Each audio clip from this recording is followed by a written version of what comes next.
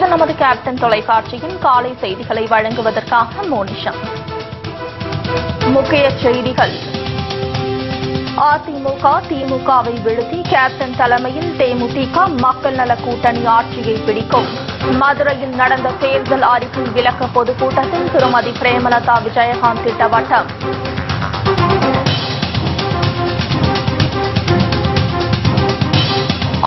ஆண்டுகளாக தமிழகத்தை சீரழித்த அதிமுக திமுகவுக்கு மக்கள் பாடம் புகட்ட வேண்டும்.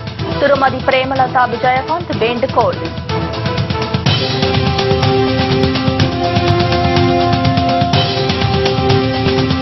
பத்தான்கோட்டு தாக்குதல் சம்பவம் பாகிஸ்தான் குழு விசாரணை இன்று துவக்கம்.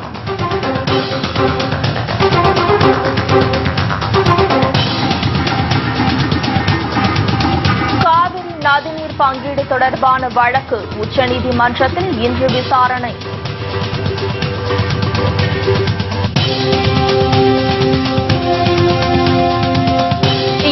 ஓவர் உலகக்கோப்பை அரையிறுதிக்குள் நுழைந்தது இந்திய அணி. 6 விக்கெட்டுகள் வித்தியாசத்தில் ஆஸ்திரேலியாவை வீழ்த்தி அபார வெற்றி.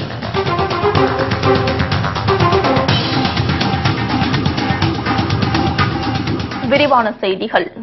அதிமுக திமுகவுக்கு மாற்றாக அமைந்துள்ள தேமுதிக மக்கள் நல கூட்டணி தமிழக மக்களிடம் அமோக ஆதரவு பெற்று வருவதாக திருமதி பிரேமலதா விஜயகாந்த் தெரிவித்துள்ளார். ஊழல் கட்சிகளான அதிமுக திமுகவை தமிழகத்தை விட்டு விரட்டுவதே தங்கள் கூட்டணியின் நோக்கம் எனவும் அவர் சூளுரைத்துள்ளார். தேமுதிகவின் தேர்தல் அறிக்கைகளை தமிழக மக்களிடம் எடுத்துக் கூறும் வகையில் திருநெல்வேலி தூத்துக்குடியை தொடர்ந்து மதுரையில் தேர்தல் அறிக்கை விளக்க பொதுக்கூட்டம் பிரம்மாண்டமான முறையில் நடைபெற்றது. இந்த பொதுக்கூட்டத்தில் கலந்து கொண்டு எழுச்சி உரையாற்றிய திருமதி பிரேமலதா விஜயகாந்த் தேமுதிகவின் வரலாறு மற்றும் சாதனைகளை பட்டியலிட்டார். அதிமுக திமுகவை புறக்கணித்துவிட்ட ஊடகங்களும் நாளேடுகளும் தற்போது தேமுதிக மக்கள் நல கூட்டணி குறித்து பேசுவதே தங்கள் கூட்டணிக்கு கிடைத்த மாபெரும் வெற்றி என கூறினார். தங்கள் கூட்டணி வெற்றி பெற்று கேப்டன் தலைமையில் ஊழல் இல்லாத ஆட்சி அமைக்கப்படும் என்றும் உறுதிபட தெரிவித்தார். தேசிய முற்போக்கு திராவிட கழகம் கட்சி எப்படி வளர்ந்தது? இந்த மதுரையில எங்களை பொறுத்தவரைக்கும் எல்லா முதல் துவக்கமும் மதுரையில தான். எங்கள் திருமணமாகட்டும், தேசிய முற்போக்கு திராவிட கழகம் என்ற கட்சி ஆரம்பிக்கப்பட்டது என்றாலும் சரி, அதுபோல எங்களது மாவட்ட செயலாளர் சிவமுத்துக்குமார் அவர் இன்னைக்கு சொல்லியிருக்காரு, கேப்டன் பதவி ஏற்பதும், அதாவது தமிழகத்தின் முதலமைச்சராக பதவி ஏற்பதும் இதே மதுரை மாவட்டத்தில் தான் நடக்கணும் என்று சொல்லியிருக்கிறார். உறுதியாக அந்த மீனாட்சி அருளோட இங்க இருக்கிறதே தர்கா, அந்த பெரியவர்களுடைய ஆசீர்வாதத்தோட நிச்சயமாக சிவமுத்துக்குமார் அவர்களுடைய வாக்கு பலிக்கக்கூடிய அளவு அந்த மாதிரி ஒரு நிகழ்வு நிச்சயம் மதுரையில் நடப்பதற்கு ஒட்டுமொத்த மக்களின் ஆதரவோடு நிச்சயம் நடக்கும் என்ற உறுதியை இந்த நேரத்தில் உங்க எல்லாருக்குமே நான் சொல்றேன்.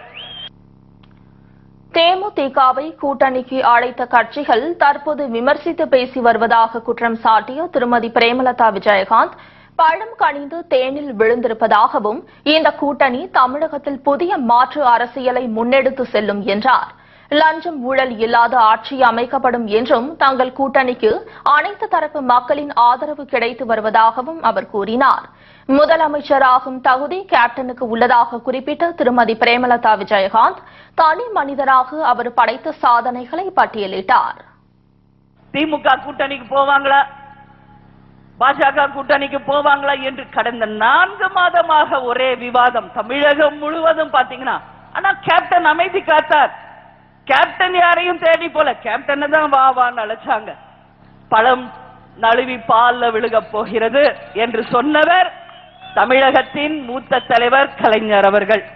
அப்புறம் அண்ணன் வைகோ அதுக்கு கமெண்ட் கொடுத்தாரு, நஞ்சு கலந்த பால்ல தயவு செஞ்சு அந்த பழம் விழுந்துட கூடாது அப்படின்னு சொன்னார். அப்புறம் அண்ணன் பொன் ராதாகிருஷ்ணன் சொன்னாரு, இந்த பழம் கனிஞ்சு, ஏன்னா அவங்க கூட்டணி இதுல அமையல, அதனால அவர் இந்த பழம் கனிஞ்சு பாலா போயிடுச்சுன்னார். ஆனா இன்னைக்கு உங்க முன்னாடி சொல்ற இந்த பழம் ஞான பழம், மக்கள் ஆதரவை பெற்ற பழம். இன்னைக்கு அந்த பழம் கனிந்து தேனில் விழுந்திருக்கிறது, மக்கள் மனதில் விழுந்திருக்கிறது. நாளை ஆட்சி அதிகாரத்தில் அமர போகும் பழம் அந்த பழம் என்பதை இந்த நேரத்தில் நான் உறுதியோட நான் சொல்றேன். கேப்டன் அவர்கள் முதலமைச்சர் ஆவறதுக்கு என்ன அவருக்கு தகுதி இருக்கு என்று நமக்கு வேண்டாதவர்கள் கேட்கிறாங்க. கேப்டனுக்கு தகுதி இல்லைன்னா இந்த தமிழ்நாட்டில் முதலமைச்சர் ஆவறதுக்கு யாருக்கு தகுதி இருக்குது? தனி ஒரு மனிதனாக மதுரையில் இருந்து சென்னைக்கு சென்று, அப்ப கலர் கிடையாது, தமிழ் சரியா பேச தெரியாது, தனக்கு என்று பின்பலம் கிடையாது, தனக்காக ஊக்கப்படுத்த ஒரு நல்ல தயாரிப்பாளர் இல்லை, ஒரு டைரக்டர் இல்லை, யார் துணையும் இல்லாமல் எதிர்நீச்சல் போட்டு தைரியத்தை மட்டுமே மதுரை மண்ணின் வீரனாக அன்னைக்கு சாதிச்சு காமிச்சு புரட்சி கலைஞர் என்ற பட்டத்தை வாங்கினார். இன்னைக்கு அவரை தேடி வராத ப்ரொடியூசரை இல்லை என்ற நிலையை உருவாக்கினார்.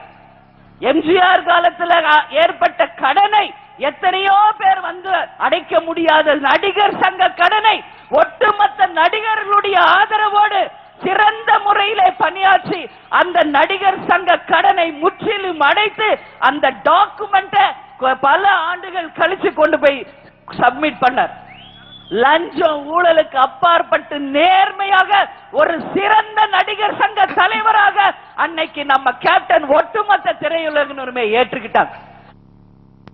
அதிமுக திமுகவுக்கு மாற்று தேமுதிக மக்கள் நல கூட்டணி தான் என மாணவர்கள், இளைஞர்கள் என அனைத்து தரப்பு மக்களும் ஏற்றுக்கொண்டுள்ளதாக திருமதி பிரேமலதா விஜயகாந்த் தெரிவித்தார். தாங்கள் கூட்டணியில் இடம்பெற்றும் தலைவர்கள் மீது ஏதாவது ஒரு குற்றச்சாட்டை கூற முடியுமா என அவர் கேள்வி எழுப்பினார். தமிழகத்தை முன்னேற்ற பாதைக்கு அழைத்து செல்வதே தேமுதிக மக்கள் நல கூட்டணியின் நோக்கம் என்றும் திருமதி பிரேமலதா விஜயகாந்த் உறுதியுடன் தெரிவித்தார். இன்னைக்கு கேப்டன் கூட கை கோர்த்திருப்பவர்கள் யார்? அண்ணன் வைகோ அவர்கள், சகோதரர் திருமாவளவன் அவர்கள், அண்ணன் ஜி ராமகிருஷ்ணன் அவர்கள், அண்ணன் முத்தரசன் அவர்கள், 5 பேர்.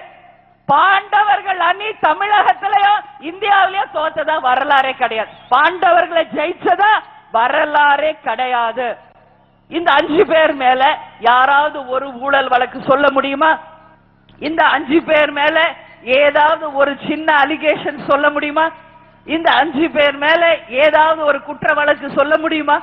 நல்லவர்கள் அனைவரும் ஒன்று சேர்ந்து அமைத்த இந்த கூட்டணி நிச்சயமாக மக்களின் ஆதரவோடு திமுக அதிமுகவுக்கு மாற்று இந்த தேமுதிக மக்கள் நல கூட்டணி தான் என்பதை மக்கள் அனைவரும் ஏற்றுக்கொண்டு அந்த மாற்றத்திற்கான நாளுக்காக இன்னைக்கு வெயிட் பண்ணிட்டு இருக்காங்க. எப்படா மே 16 வரப்போது, போய் முதல்ல இந்த கூட்டணிக்கு தான் நம்ம ஓடணும், மாற்றத்தை தமிழ்நாட்டில் பார்க்கணும், நிச்சயமாக ஒரு மாற்று அரசியலை இங்க நம்ம பார்க்கணும் நம்ம வாழ்க்கையில அப்படின்னு அத்தனை மக்களும் இன்னைக்கு ஏற்றுக்கொண்ட ஒரு கூட்டணியாக இருக்கிறது என்றால் என்னுடைய வார்த்தை மிக இல்லை என்பதை இந்த நேரத்தில் நான் தெரிவித்துக் கொள்கிறேன். கடந்த 50 ஆண்டு கால 2 கட்சியும் ஆட்சியில் தமிழகம் எந்த வளர்ச்சியும் பெறவில்லை என குற்றம் சாட்டிய திருமதி பிரேமலதா விஜயகாந்த், தமிழக பிரச்சினைக்கு பிரதமருக்கு கடிதம் எழுதுவது ஒன்றையே ஜெயலலிதா வாடிக்கையாக வைத்துள்ளதாக அவர் விமர்சித்தார். மதுரை மற்றும் தூத்துக்குடி மாநகராட்சியில் நிலவும் அடிப்படை பிரச்சினைகளையும் பட்டியலிட்ட திருமதி பிரேமலதா விஜயகாந்த், 5 ஆண்டுகளில் எந்த வளர்ச்சி திட்டத்தையும் செயல்படுத்தாத அதிமுக வரும் தேர்தலில் சவக்குழியில் புதைக்கப்படும் என்றார். மேலும் ஜெயலலிதா சட்டப்பேரவையில் 110 விதியின் கீழ் அறிவிக்கப்பட்ட எந்த திட்டத்தையும் நிறைவேற்றவில்லை என்று திருமதி பிரேமலதா விஜயகாந்த் குற்றம் சாட்டினார். கடந்த 50-60 ஆண்டுகளாக தமிழகத்தை ஆட்சி செய்தவர்கள் யார்? இது ஒண்ணுதான் என்னோட கேள்வி. இந்த 50-60 வருஷத்துல தமிழகத்தை ஆட்சி செய்தது ஒன்று திமுக, இன்னொன்று அதிமுக தான், வேற யாருமே கிடையாது. அப்போ இங்க இருக்கிற அத்தனை பிரச்சனைகளையுமே தீர்த்து வைத்திருக்க வேண்டுமா இல்லையா? அவர்கள் தீர்த்து வைத்தார்களா? ஏதாவது ஒரு பிரச்சனைக்கு தமிழ்நாட்டில் முற்றுப்புள்ளி வைக்கப்பட்டதா என்று சிந்தித்து பார்த்தால் நிச்சயமாக கிடையாது. அது காவேரி பிரச்சனையா இருக்கட்டும், முல்லை பெரியாறு மீனவர்கள் பிரச்சனையாக இருக்கட்டும், கச்சத்தீவை மீட்டெடுக்கிறோம் சொல்றாங்க. இன்னைக்கு நம்ம ஜெயலலிதா அவர்கள் பாத்தீங்கன்னா தினந்தோறும் உட்கார்ந்து மோடி அவர்களுக்கு கடிதம் எழுதுறது. எந்த ஒரு விஷயம்னாலும் கடிதம் எழுதுறதோடு அவங்க வேலை முடிஞ்சு போகுது.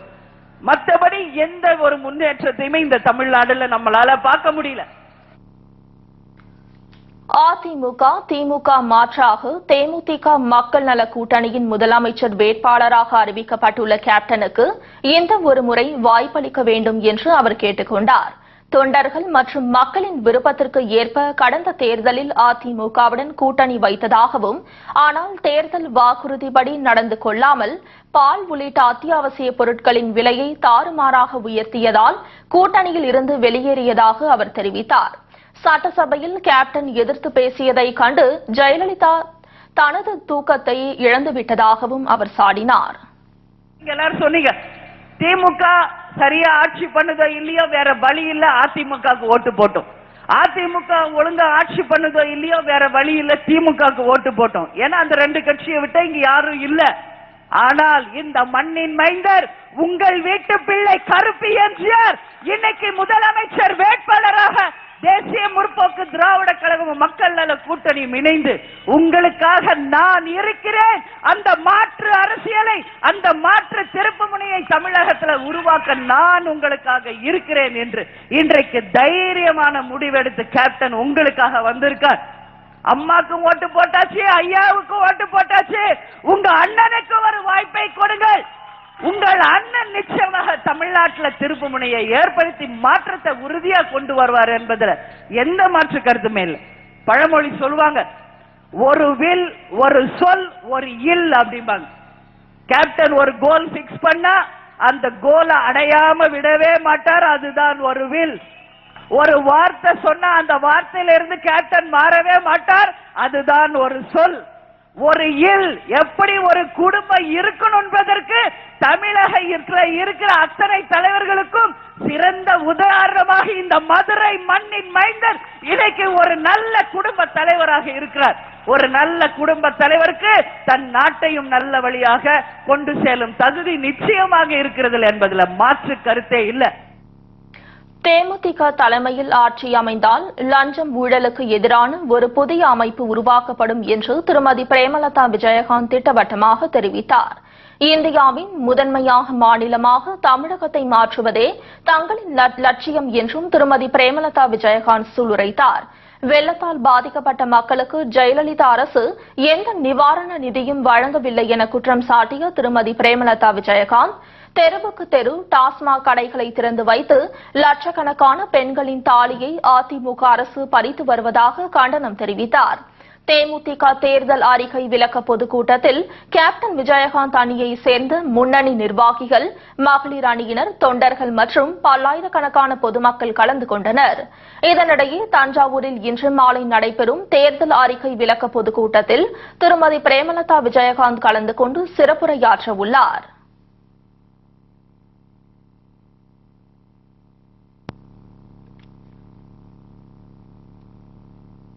தேமுதிக ஆட்சிக்கு வந்தால் தமிழக மக்களுக்கு செயல்படுத்தப்படும் திட்டங்கள் குறித்து திருமதி பிரேமலதா விஜயகாந்த் பட்டியலிட்டார். பெண்கள், படித்த பட்டதாரிகள், இளைஞர்களுக்கு வேலைவாய்ப்பு, அனைவருக்கும் கான்கிரீட் வீடு உள்ளிட்ட பல்வேறு திட்டங்கள் செயல்படுத்தப்படும் என திருமதி பிரேமலதா விஜயகாந்த் தெரிவித்தார். பெண்களுக்காக கேப்டன் என்ன அறிவித்திருக்கிறார் என்பதை இந்த நேரத்தில் உங்க எல்லாருக்குமே நான் சொல்றேன். முதல்ல பெண்களுக்கு வேலை வாய்ப்பை உருவாக்கி ஒவ்வொரு பெண்ணும் தங்கள் சுய காலில் நின்று யாரையும் நம்பி பொழைக்காம நீங்க தனியால நீங்க ஜம்முன்னு வாழணும்ன்றதான் கேப்டனுடைய முதல் எண்ணம். அதனால முதல்ல 25,000 பெண்களுக்கு நிச்சயமாக ஓய்வூதியம் நம்ம தரப்போறோம். எப்படின்னா இது வேலை வாய்ப்பு இல்லாம கஷ்டத்துல இருக்கிறவங்களுக்கு. அதே மாதிரி பாத்தீங்கன்னா 345 தாலுகா இங்க இருக்கு. வணிக வளாகம் கட்டி அதன் மூலமாக இருக்கிற கடைகளை நீங்க வாடகைக்கு எடுக்கலாம், இல்ல ஓனா நீங்க எடுத்துக்கலாம். அதன் மூலமாக உங்களுடைய தொழிலை முன்னேற்றலாம். செல்லம்மாள் பாரதி என்ற திருமண திட்டத்தை நம்ம பெண்களுக்காக கேப்டன் அறிவிச்சிருக்காரு. 1 லட்சம் ரூபாய்க்கு அரசாங்கமே வறுமை கோட்டிற்கு கீழ் இருக்கிற பெண்களுக்கு திருமணத்தை கம்ப்ளீட்டா செய்து கொடுப்பது. அப்படி யாருக்கும் அது வேண்டாம், எங்களுக்கு பேங்க்ல நாங்க கடன் வாங்கி தான் கல்யாணம் பண்ணணும்ன்ற நிலைமை நிறைய குடும்பத்திற்கு. அந்த கடனை கட்ட முடியாம இன்னைக்கு கஷ்டப்படுறாங்க. அதை உணர்ந்து கேப்டன் பேங்க் மூலியமாக ஒவ்வொரு குடும்பத்துக்கும் 2 லட்சம் ரூபாய் திருமண லோன் நீங்க எடுத்துக்கொள்ளலாம் என்ற தீர்ப்பை இன்னைக்கு கேப்டன் ஒரு விதியா போட்டிருக்கார். அந்த லோனை நீங்க சிறுக சிறுக அடைக்கலாம். அது வெறும் மிக மிக குறைந்த வட்டியில இருக்கும் என்பதை இந்த நேரத்தில் உங்க எல்லாருக்குமே சொல்றேன். அதே மாதிரி இங்க அரசுக்கு கல்லூரி இல்ல, நிறைய பகுதியில நான் போய் பார்த்திருக்கேன், பெண்களுக்கான கல்லூரி கிடையாது எல்லா இடத்துலயுமே. ஆனா இது வரைக்கும் நம்ம 50 வருஷமா திமுக அதிமுக கேட்டோம், பல பகுதியில இன்னும் கல்லூரியே வரல. அது ஈஸியா ஒரே கல்ல 2 மாங்காய் என்ற மாதிரி மார்னிங் எல்லாம் கவர்மெண்ட் ஸ்கூலா நடக்கிற அந்த ஸ்கூல்களை ஈவினிங் பெண்கள் கல்லூரியாக மாற்றி அனைத்து பகுதிகளுக்கும் பெண்களுக்கு வேண்டிய அரசு கலை கல்லூரியை நியமிப்போம் என்ற உறுதியை இந்த நேரத்தில் உங்களுக்கு சொல்றேன். அதே போல இன்னைக்கு 100 நாள் வேலை வாய்ப்பு திட்டம் சொல்லி ஒரு பக்கம் 100 நாள் வேலை வாய்ப்பு பெண்கள் போயிருக்காங்க, நாங்க பார்த்திருக்கோம். ஆனா அது 100 ரூபாயிலேயே 60 ரூபாய் 50 ரூபாய் தான் போகும், மீதி கமிஷனா இருக்கிறவங்க எடுத்துருவாங்க. அந்த 100 நாள் வேலை வாய்ப்பு திட்டத்தையும் மேம்படுத்தணும், அதன் மூலம் விவசாயத்தையும் மேம்படுத்தணும் என்று கேப்டன் சிந்திச்சார். ஏன்னா ஒரு பக்கம் நீங்க பாருங்க, விவசாயத்திற்கு கூலி ஆளே வரல, எங்களால விவசாயம் பண்ண முடியல என்று சொல்றாங்க. அதனால கேப்டன் பிளான் பண்ணிருக்காரு, இந்த 100 நாள் வேலை வாய்ப்பு திட்டத்தை விவசாய மக்களோட சேர்ந்து ஒரு இணைப்பை ஏற்படுத்தி விவசாயமும் பெருகணும், அந்த 100 நாள் வேலை வாய்ப்பு திட்டத்தின் மூலம் வருமானமும் பெருகும். அந்த 100 ரூபாய் சென்ட்ரல் கவர்மெண்ட் கொடுத்தா தமிழக அரசு மூலமாக நமது கேப்டன் ஆட்சியும் தனியாக அவங்களுக்கு 150 ரூபாய் கொடுப்போம். இது இல்லாம விவசாயிகள் மூலமாக கூலியும் உங்களுக்கு கிடைக்கும். சோ 2 பக்கமும் டெவலப்மெண்ட் நிச்சயமாக நடக்கும். அது உறுதியாக நம்ம ஆட்சி வரும் பொழுது செய்யப்படும் என்பதை இந்த நேரத்தில் சொல்றேன். மாணவ மாணவிகளுக்கு ஸ்கூலுக்கு போறவங்களுக்கு வெறும் மதிய உணவு தான் இருக்கு, காலை உணவு கிடையாது. நிறைய பிள்ளைங்க சாப்பிடாம வராங்க. கேப்டன் பார்த்திருக்கார், புரட்சி தலைவர் எம்ஜிஆர் அறிவித்தது மத்திய சத்து உணவு திட்டம். நமது கருப்பு எம்ஜிஆர் அறிவிக்கிறார், காலையும் அத்தனை மாணவர்களுக்கும் இலவசமாக பள்ளிக்கூடங்கள கவர்மெண்ட் ஸ்கூல்ல உணவு வழங்கப்படும். எல்லாமே சத்துணவு, நல்ல ஸ்ட்ரெங்க் இருக்கிற மாதிரி அவங்களுக்கு நல்ல சத்தான உணவு, காலை உணவும் மாணவர்களுக்கு வழங்கப்படும். சின்ன பிள்ளைங்களுக்கு இன்னைக்கு கண்ணு டிஃபெக்ட் இருக்கு, அது முறைப்படி ஸ்கூல்லயே ஆண் பிள்ளை பெண் பிள்ளைக்கு செக் பண்ணி டிஃபெக்ட் இருக்கிறவங்களுக்கு கண்ணாடியும் நிச்சயம் நாம வழங்குவோம்.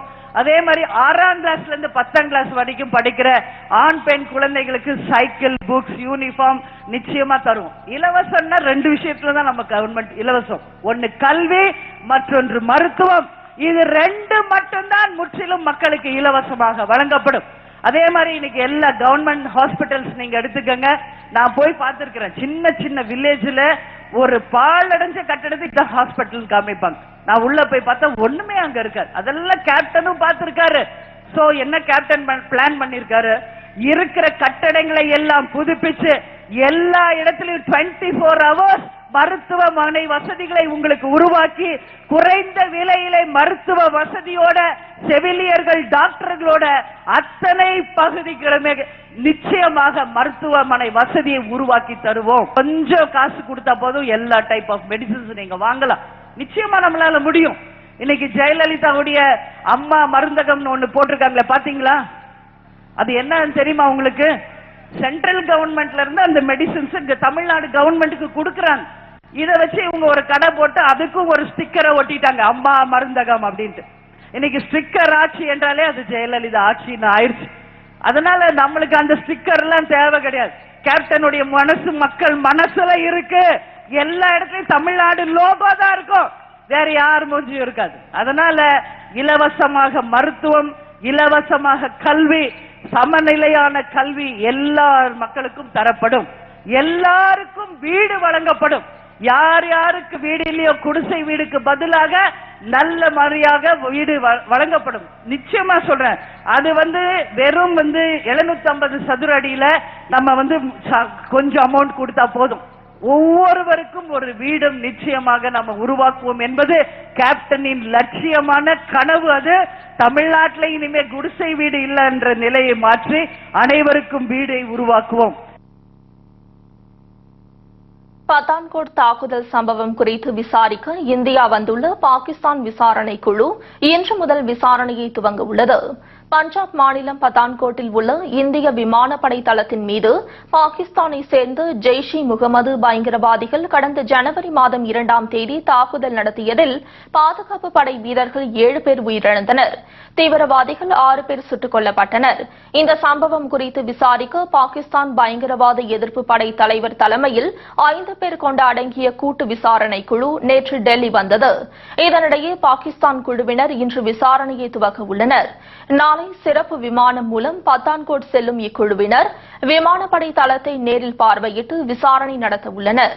அத்துடன் இந்த வழக்கில் சாட்சிகளாக உள்ள பஞ்சாப் காவல்துறை கண்காணிப்பாளர் சல்வீந்தர் சிங் மற்றும் தாக்குதலில் காயமடைந்த 17 பேரிடம் பாகிஸ்தான் குழுவினர் விசாரணை நடத்துகின்றனர்.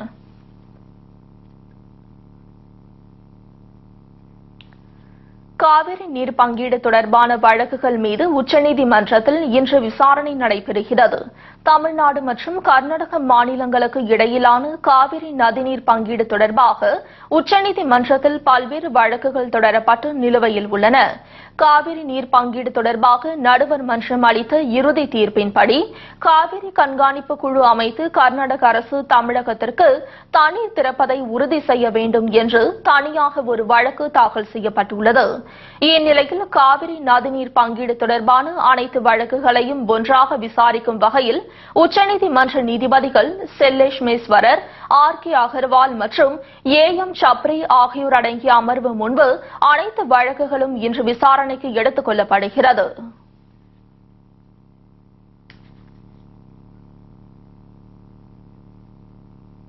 20 ஓவர் உலகக்கோப்பை கிரிக்கெட் போட்டியில் விராட் கோலியின் அதிரடி ஆட்டத்தால் இந்திய அணி 6 விக்கெட்டுகள் வித்தியாசத்தில் ஆஸ்திரேலியாவை வீழ்த்தி அரையிறுதி சுற்றுக்கு தகுதி பெற்றது. மொஹாலியில் நேற்று இரவு நடைபெற்ற போட்டியில் டாஸ் வென்ற ஆஸ்திரேலிய அணி பேட்டிங்கை தேர்வு செய்தது. துவக்க வீரர்களாக கவாஜா, பிஞ்ச் ஆகியோர் களம் இறங்கினர். இருவரும் துவக்கம் முதலே அதிரடியாக விளையாடினர். கவாஜா 26 ரன்களில் ஆட்டமிழந்தார். பின்னர் இந்திய வீரர்களின் சிறப்பான பந்து வீச்சால் ஆஸ்திரேலிய வீரர்கள் ரன்களை எடுக்க முடியாமல் தடுமாறினர். 20 ஓவர்கள் முடிவில் ஆஸ்திரேலிய அணி 6 விக்கெட் இழப்பிற்கு 160 ரன்களை எடுத்தது. இந்திய தரப்பில் பாண்டியா 2 விக்கெட்டுகளை வீழ்த்தினார்.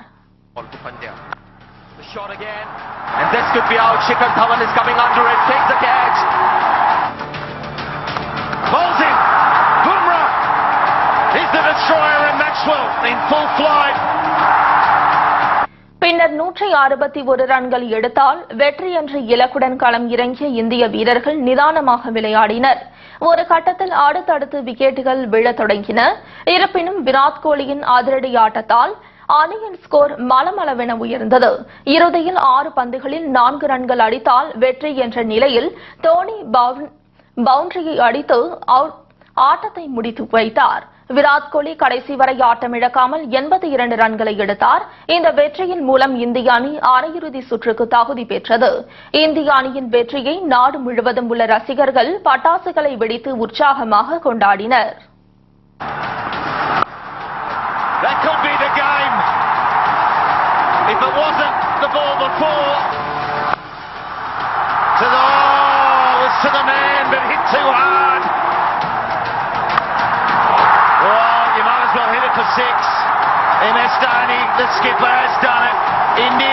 இதனிடையே மும்பையில் வரும் 31ஆம் தேதி நடைபெற உள்ள அரையிறுதி ஆட்டத்தில் இந்திய அணி மேற்கிந்திய தீவுகள் அணியை எதிர்கொள்கிறது.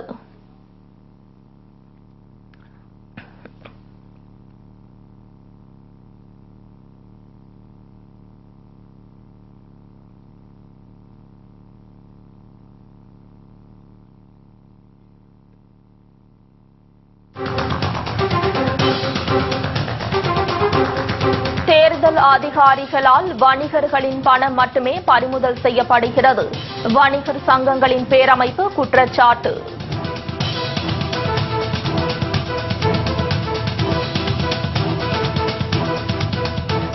குளிர்பாதன கிடங்கில் வெளியான நச்சு வாயுகளால் 50 லட்சம் ரூபாய் மதிப்பிலான நாட்டு செடிகள் எரிந்து சேதம். அரசு உரிய இழப்பீடு வழங்க தமிழக விவசாயிகள் சங்கம் வலியுறுத்தல். மற்றும் பல செய்திகள் விளம்பர இடைவேளைக்கு பிறகு. 5 கோடி பெண்கள் ஏன் டவ்வை செய்திகள் தொடர்கின்றன. தேர்தல் அதிகாரிகளால் வியாபாரிகள் மற்றும் வணிகர்களின் பணம் மட்டுமே பறிமுதல் செய்யப்படுவதாக வணிகர் சங்கங்களின் பேரமைப்பு தலைவர் விக்ரமராஜா குற்றம் சாட்டியுள்ளார். காஞ்சிபுரம் மாவட்டம் மதுராந்தகத்தில் அனைத்து வணிகர்களின் பொதுநல சங்க முதலாம் ஆண்டு விழா நடைபெற்றது.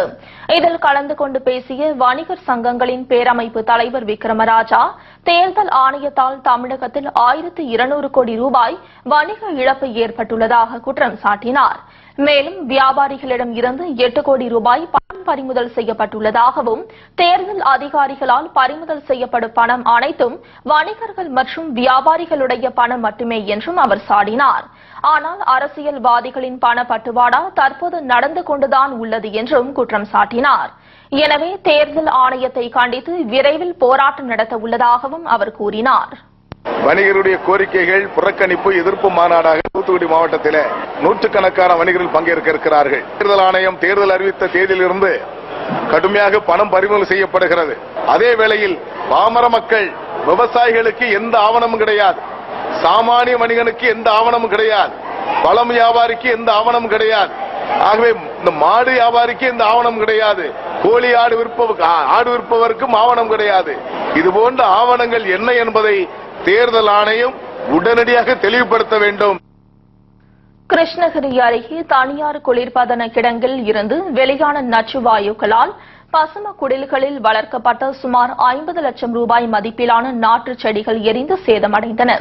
கிருஷ்ணகிரி அருகே உள்ள ராயக்கோட்டை மற்றும் அதனை சுற்றியுள்ள பகுதிகளில் சுமார் 200க்கும் மேற்பட்ட பசுமை குடில்கள் மூலம் தக்காளி, பீட்ரூட், கேரட் உள்ளிட்ட பல்வேறு வகையான காய்கறி நாற்று செடிகளை விவசாயிகள் வெளி மாநிலங்களுக்கு விற்பனை செய்து வருகின்றனர். இந்நிலையில் ராயக்கோட்டையில் உரிய அனுமதி இல்லாமல் இயங்கி வரும் தனியார் குளிர்பதன கிடங்கில் இருந்து வெளியான நச்சு வாயுகளால் அருகில் இருந்து சுமார் 25 லட்சம் நாற்று செடிகள் எரிந்து சேதமடைந்தன. இதனால் 50 லட்சம் ரூபாய் வரை விவசாயிகளுக்கு பாதிப்பு ஏற்பட்டுள்ளதாக கூறப்படுகிறது. எனவே பாதிக்கப்பட்டுள்ள விவசாயிகளுக்கு அரசு உரிய இழப்பீடு வழங்க வேண்டும் என்றும், இல்லையில் சாலை மறியலில் ஈடுபடப் போவதாக தமிழக விவசாயிகள் சங்கம் தெரிவித்துள்ளது.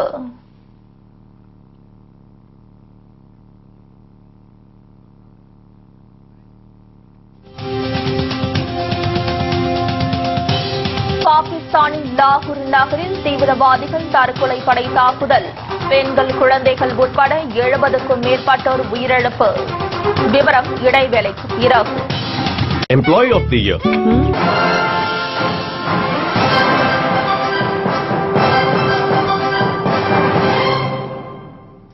செய்திகள் தொடர்கின்றன. பாகிஸ்தானில் மக்கள் ஆதிக்கம் கூடியிருந்த பூங்கா ஒன்றில் தீவிரவாதிகள் நடத்திய தற்கொலை படை தாக்குதலில் 70 பேர் கொல்லப்பட்டனர், 300க்கும் மேற்பட்டோர் படுகாயமடைந்தனர். பாகிஸ்தானின் லாகூர் நகரில் உள்ள புகழ்பெற்ற குல்சான் இக்பால் என்னும் பூங்காவில் மக்கள் அதிக அளவில் கூடியிருந்த நிலையில் கூட்டத்திற்குள் புகுந்த தீவிரவாதி ஒருவன் தனது உடலில் கட்டியிருந்த வெடிகுண்டுகளை வெடிக்க செய்தான். இதில் குழந்தைகள், பெண்கள் உட்பட 70 பேர் உடல் சிதறி உயிரிழந்ததாகவும் 300க்கும் மேற்பட்டோர் படுகாயமடைந்ததாகவும் தகவல் தெரிவிக்கின்றன. படுகாயமடைந்தவர்களில் பலரது நிலைமை கவலைக்கிடமாக உள்ளதால் பலி எண்ணிக்கை மேலும் உயரக்கூடும் என அஞ்சப்படுகிறது. இந்த சம்பவத்தால் அப்பகுதியில் பதற்றமான சூழல் நிலவி வருகிறது. தாக்குதலுக்கு எந்தவொரு தீவிரவாத இயக்கமும் பொறுப்பேற்கவில்லை. இதனிடையே தாக்குதலுக்கு கடும் கண்டனம் தெரிவித்துள்ள பிரதமர் நரேந்திர மோடி உயிரிழந்த குடும்பங்களுக்கு தனது ஆழ்ந்த இரங்கலை தெரிவித்துள்ளார். காயமடைந்தவர்கள் விரைவில் குணமடைய இறைவனை வேண்டிக் கொள்வதாகவும் பிரதமர் மோடி தெரிவித்துள்ளார்.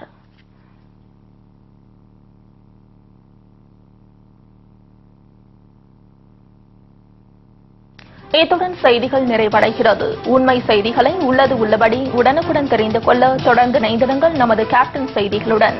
வணக்கம்.